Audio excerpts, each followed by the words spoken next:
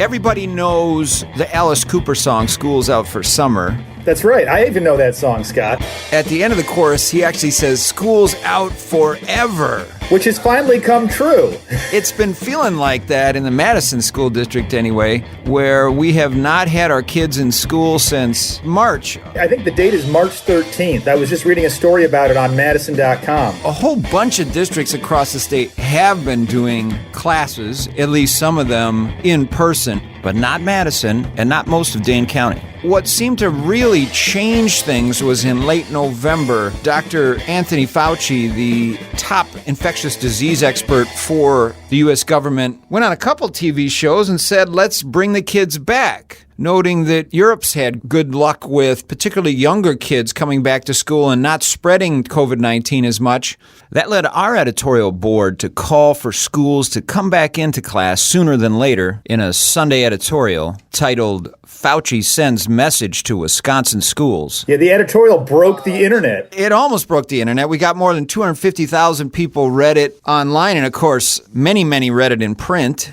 Then Dane County health officials said the kids could come back. Madison Schools said they'd decide by January 8th, that's Friday, whether some of its students will come back for second semester. But, and this is a big but, the teachers union is skeptical. We're going to talk about why schools should come back sooner than later to in-person classes on today's Center Stage with Milfred and Hands, the Wisconsin State Journal's political podcast from the Sensible Center of Wisconsin Politics. I'm Scott Milfred. I'm the editorial page editor for the Wisconsin State Journal. And I'm Phil Hands. I'm the editorial cartoonist for the Wisconsin State Journal. And we are half of the State Journal editorial board. The more educated half.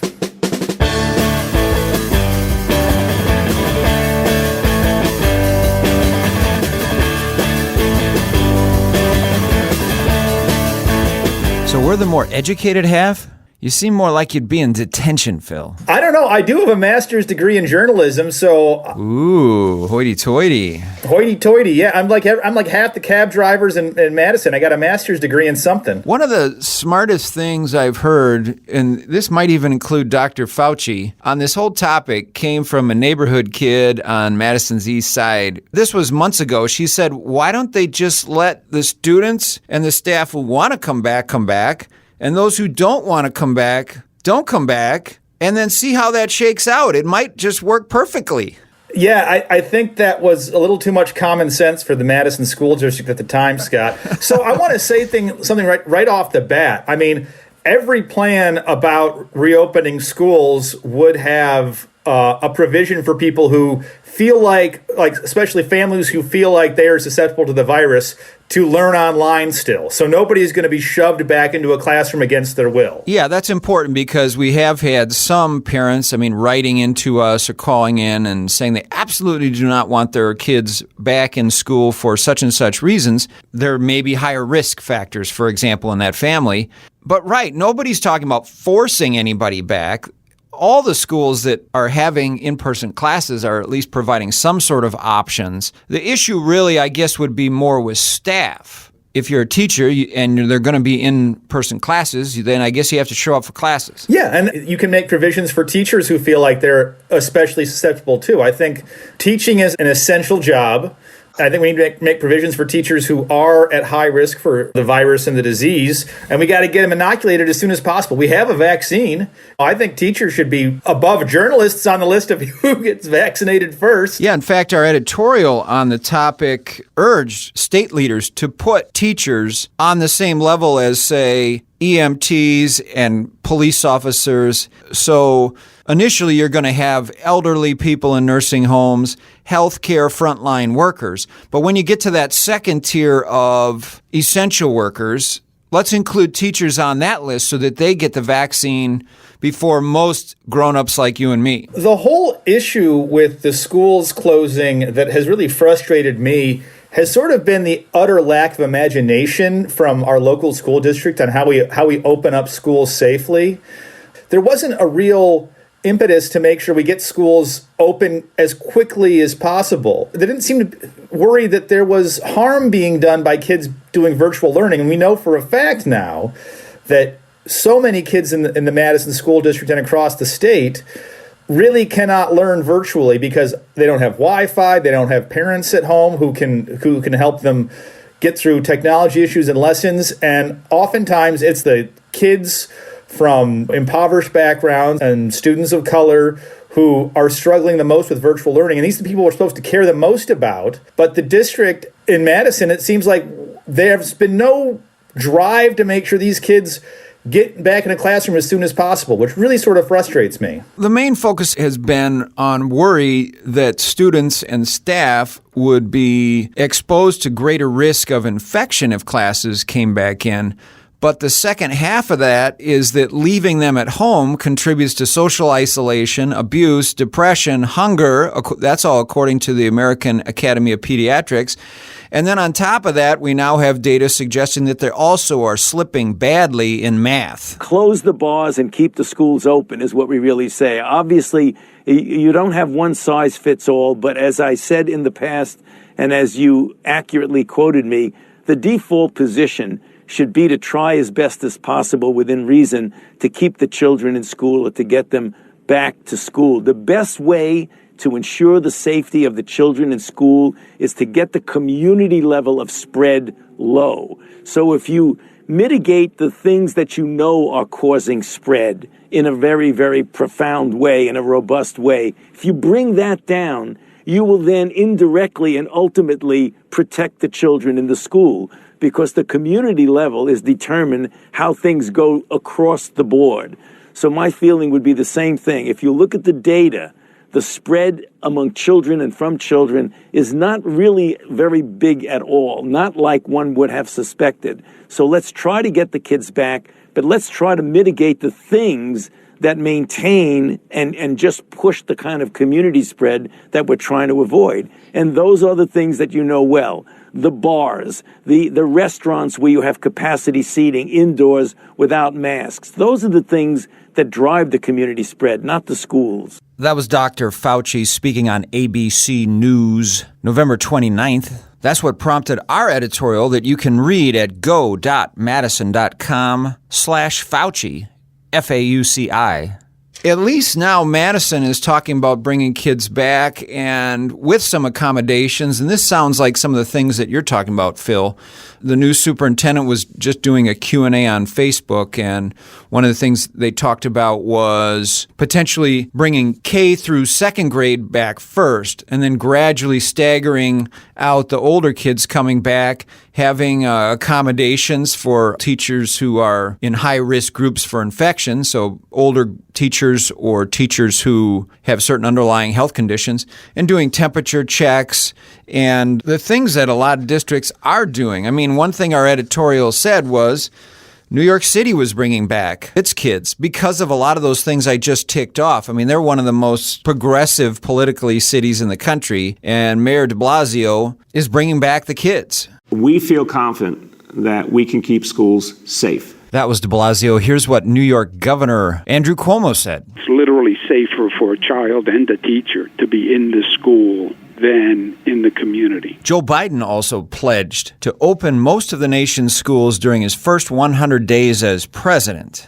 according to the Associated Press. Though he wants more money for schools, for protective equipment, for testing, and to accommodate at-risk teachers and students. What sort of bugs me is that our Madison School District is worried so much about equity and diversity and closing this achievement gap, and having the schools closed for a week longer than they need to be. All it does is exacerbate this achievement gap dramatically, because my kids who do pretty well in the schools are doing just fine because I can work from home. I can be there when they need some help. We have strong Wi-Fi because I have that for work. My kids can do virtual learning just fine, but there are so many kids in the district that don't have all of the privileges that my kids have. They're underprivileged kids, and they need the public schools, and they need to be in person. And all of a sudden, Madison forgot to care about them, it feels like. We talked to last fall, you may remember, Phil, Democratic assemblymen from outside Madison who were saying that in-person classes were working well. That was last fall. That was Representative Considine from Baraboo, Democrat, and Representative Don Vruwink from Milton, another Democrat. And they're both former teachers, too. Importantly, both former teachers. And a lot of times Madison likes to look to Europe as a utopian example. Well, Europe's had the kids back, in large part anyway, and the science says that there hasn't been a lot of infection in schools. I mean, that's one of the things that frustrates me too, is here in Madison we often hear, let's follow the science, do what the science says, and a lot of times Madison is right about that. The Republican legislature in particular often does not follow the science when it comes to things like wearing a mask so that you don't expose others to COVID-19 if you have it. But in this case, the science, as Dr. Fauci said, increasingly shows that students, particularly the younger students, are not big spreaders of this disease. People in Madison seem to think that every school in the state has been closed. There are thousands of kids at every level of education going to class on a regular basis throughout the state of Wisconsin. And there hasn't been widespread transmission amongst younger kids because of COVID-19. Now, there's been some outbreaks in high schools, I think, and some schools have had to close down and start back up again. But I still say having kids who need to be in school to get the sort of services and support and educational resources they need, even if that school has to close down again because there's an outbreak of COVID-19, that's worth it. Shutting down again is worth it to get these kids the education they need. We're leaving too many kids far behind. Our editorial suggested that we start at least with the younger kids coming back at second semester in late January and then gradually bring back the older kids. That's what a lot of other districts are now planning to do in Dane County. Middleton voted to bring back their youngest, their K-4 kids. The superintendent there wants to bring back middle schoolers on February 22nd and high schoolers on March 11th. In Wanakee, they're talking about bringing back the 5th through 12th graders January 26th. In Sun Prairie, they're talking about all grades coming back February 22nd. In Marquezan, the school district where a superintendent of schools died of COVID-19, albeit in the summertime when school was not in session, Marquezan has kept its schools open. And some of the reason for that is they don't have good technology. I mean, I think one thing that you got to say for Madison is that they have tried hard with hotspots and personal computers to make sure all the kids do have technology to connect digitally online with their teachers. But the trouble is, how do you keep a kid engaged when they're one of 20-some blacked out boxes on a screen for the teacher? A lot of those kids aren't showing their faces on Zoom. Most mornings I sit with my daughter for the first couple hours of her online school, and I'll draw a cartoon or edit letters or something like that. And those second graders in her class, you can't shut them up. They all have their screens on, and they come in with the most bizarre non sequiturs, and they have questions for the teachers. And I will say it has been impressive to see how engaged they are compared to my middle school son who, yeah, the teacher's looking at a wall of black screens and they can't tell if anybody's even paying attention. Whereas my daughter's class, it's like, hey, Jimmy, what's 3 + 5? I have a new shoe. Look at my shoe. Yeah, and I've overheard some Zoom classes, high school classes, and my impression from those are the teachers are really trying hard to get high schoolers to engage. And I think the sooner we can get them back, the better. That doesn't mean we don't pay attention to public health. There are lots of things that districts, including Madison, are looking at, whether it's more cleaning, whether it's keeping kids in smaller groups together. So if somebody in a class gets it or even an outbreak, all those people can go home, but not the whole school. Just the class where the outbreak occurred. Well, I think part of this that's so frustrating, that it's been so frustrating for so many parents, was early on in the pandemic, the teachers union said they were opposed to having their schools open again until there were 2 weeks without a case of COVID-19 in Dane County. Yeah, anywhere in Dane County, you had to have 0 cases for 2 weeks and then they would come back. That was ridiculous. Yeah, I mean, maybe that made sense at the time because we didn't know less. We knew a lot less about the virus at the time. But nowadays, that seems there are lots of places that are holding schools safely where there is more virus than that going around. So it just sort of felt like there was no metrics to look forward to. The district didn't seem like they were really pushing to open the schools as soon as it was safe, or have an idea of what safe meant and how close we were getting to what safe was, especially for the kids. So that's what's been frustrating as a parent, is just sort of what are we looking for? What are the metrics we can look for? What is the district considering, and what are they going to use to open the school district? They didn't tell us anything for a very long time. Madison has a very, to this day, strong union. Act 10 or no Act 10, It's a powerful union. It's a union that affects school board races a lot. And if you're a teacher, you probably want a strong union because you don't want to be going back and taking a risk with your health. But there's a flip side to that, which is what about the health and well-being of the kids? And so it's got to be balanced with that. I'd say probably the comment we got the most when we did our editorial touting Dr. Fauci's comments that we should bring the kids back. A lot of people said, well, Fauci said, shut down the bars and bring the kids back to schools, because that's a lot of what they've done in Europe. Well, gee, the bars are closed here in Madison and Dane County.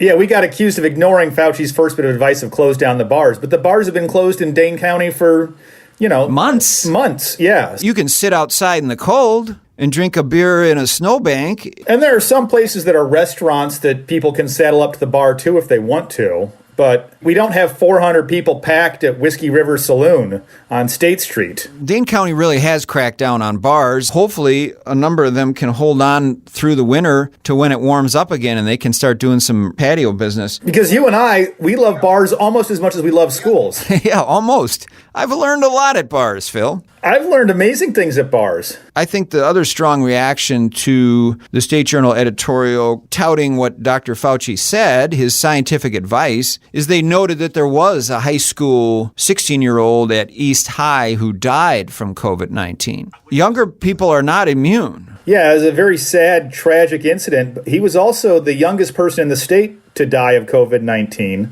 He wasn't in-person school. There are thousands and thousands of kids his age doing in-person school across the state, who I'm sure some of them contracted it, but none of them have died. Yeah, I mean, that's the thing is he didn't get it at school. We know that because school wasn't in session, just like the school superintendent in Marquezan.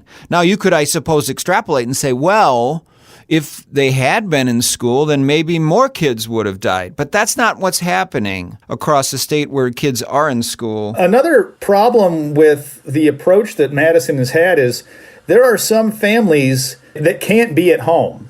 Parents have to be away. You can't leave your first grader at home alone all day to do virtual learning. And so you have to figure out how to put them in a daycare center of some sort of virtual learning center. And those have to be staffed by people.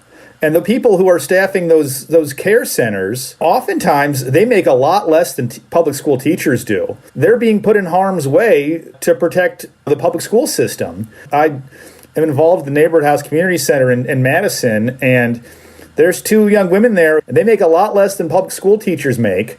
And it's very trying and difficult to deal with it, but they're doing it because they care about the community. Elizabeth Beyer, our K-12 education reporter last Sunday, had a very well-done story on more and more districts considering bringing back students if they haven't already. A whole bunch of them have.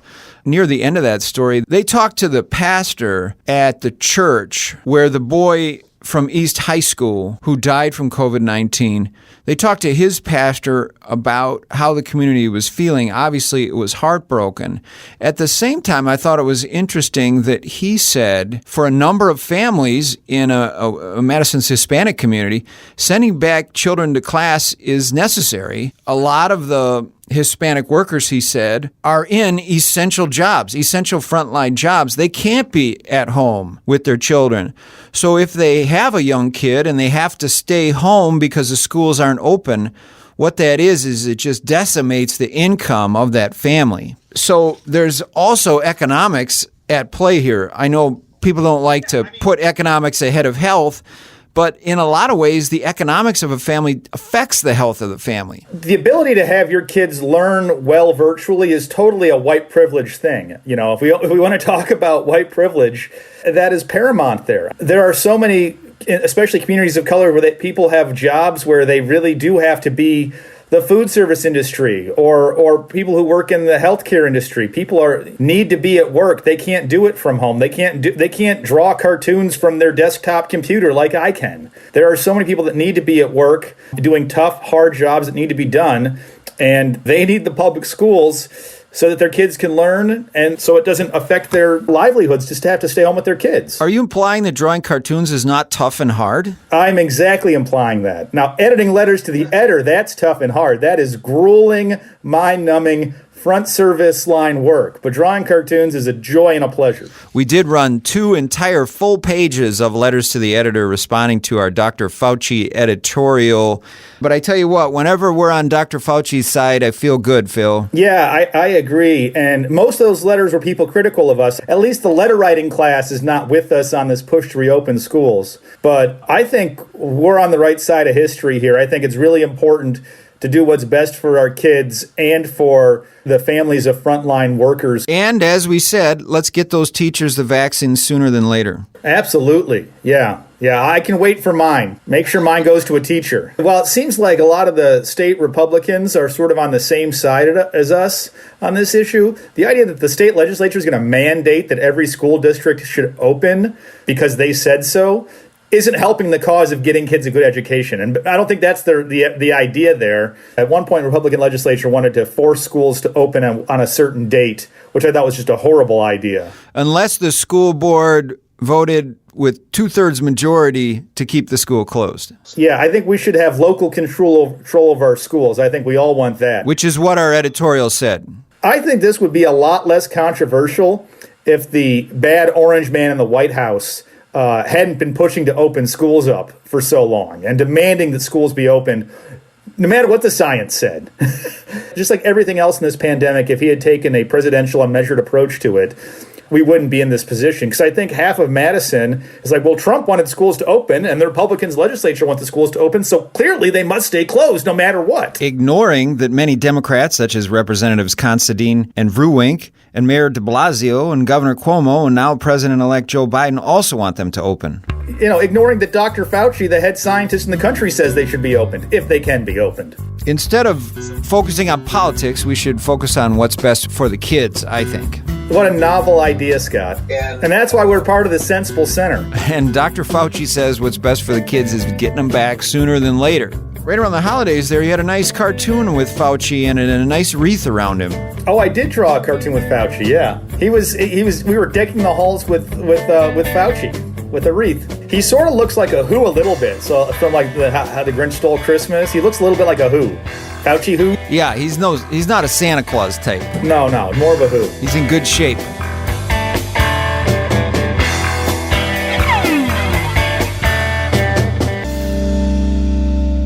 Our theme music is by Tube Tester.